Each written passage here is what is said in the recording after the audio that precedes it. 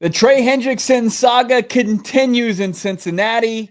We continue to get reeled back in. Should the Arizona Cardinals become players for Trey Hendrickson, who seems like a deal might be imminent at this point, and divorce is inevitable? Bo Brock, Johnny Venerable. Like this video, subscribe to PHNX Sports. And Johnny, the latest on Trey Hendrickson really points to the NFL's leading sack leader leaving Cincinnati.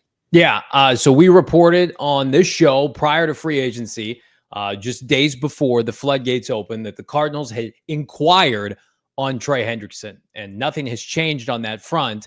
The Cardinals, though, would go on in free agency to sign Josh Sweat, to re-sign Baron Browning, and then they, oh, by the way, drafted Jordan Burch as a top 100 selection, who has had a very nice preseason, 2 sacks 2 weeks ago. So the circumstances have changed for the Arizona Cardinals. Would Trey Hendrickson help them?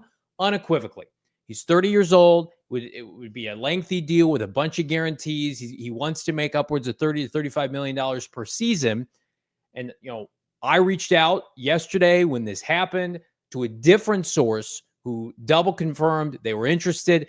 Feels like they're probably out now, though, given where they're at. They've got Zaven Collins. B.J. Ojulari at some point will be back. But, if the price were to fall far enough, and here's what I will push back on. So Jordan Schultz had a list of teams that inquired or were showing the most interest. I think you can remove any team from the AFC. I don't think they're going to trade them within the AFC. So, if you want to make Carolina like a viable spot, whatever, that's such a nothing burger move for a team that I feel like I think there's a lot of pressure on those folks. But for the Cardinals specifically, Bo, you'd be talking about, to re-enter that conversation, I think they'd want Jordan Burch. I know they would. And then they would want a day 2 pick minimum. Yeah, I mean, looking at what they would want as far as compensation, Diana Rossini most recently tweeting that out, reporting that they're looking for a 2026 first. It's like, okay, set your sights high. I don't think you're ever going to get that, despite the production for a guy like Trey Hendrickson. And then also, as you mentioned, a player, and it's not specific to pass rush, even though you look at that Bengals defense and you're like, they're going to need everything they can get as far as pass rush in return. So, I mean, you get Trey Hendrickson in here, and it doesn't matter who goes back, to Cincinnati and returns. He still would probably stand in the way of development. And I know that's not the number one thing, but as it stands now on, August 18th, the Cardinals were pretty content with the team they were in the pass rush room that they were going to move forward with. Kind of muddles things up. I mean, I know it muddles things up for a guy who's 35 sacks in the last 2 seasons, and 17 and a half of those led the league last year, but it really does kind of do what I don't think Jonathan Gannon and Monty Ossenfort want to do, and really kind of create a bit of a chaotic situation going into the season, where they'd rather say, hey, we like these guys, before this, we continue to like them. I think we're just going to move forward and get away from the dysfunction that is Cincinnati, even though we really like the player in Trey Hendrickson. I think you can look at this one of 2 ways. Would the Cardinals benefit from Trey Hendrickson more than Jordan Burch this year? Absolutely. Yep. And I think Jonathan Gannon, Monty Ossenfort, they want extensions. They want to be here. They want security. If Trey Hendrickson helps you win the NFC West, that's worth it, right? On the flip side, it's Trey Hendrickson, and I hate when people do this, and I'm going to do it now, so please don't throw up. Trey Hendrickson himself was a 3rd-round pick. He was pick 103. Jordan Burch has shown, I think, enough. Yeah, get the barf bag out. I think enough where it's does anybody think Jordan Burch can't be productive under Jonathan Gannon and Nick Rallis? It just might take a year, 2 years. And then who knows? Jordan Burch could be netting 8 to 10 sacks a year. That's a stark contrast from 17 and a half.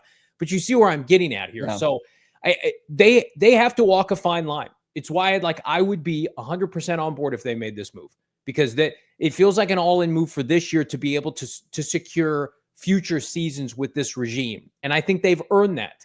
I don't want to be sitting here in November and December and the offense is inconsistent. I posted this on Twitter, Bo. It's if you at all are concerned or skeptical that this offense can take the next step, right? They're going to be similar to last year, maybe a little bit better. And you're just F it, we're going to go all in and become a defensive dominant team. We're going to have Sweat, and we're going to have Hendrickson and a slew of defensive linemen. I'm okay with that. The Rams did that last year. Matthew Stafford threw 21 touchdowns last year, and they won the NFC West with defense and special teams and run game. So I think the Cardinals, if they feel like this would renew optimism for this season, then I would do the move. Yeah.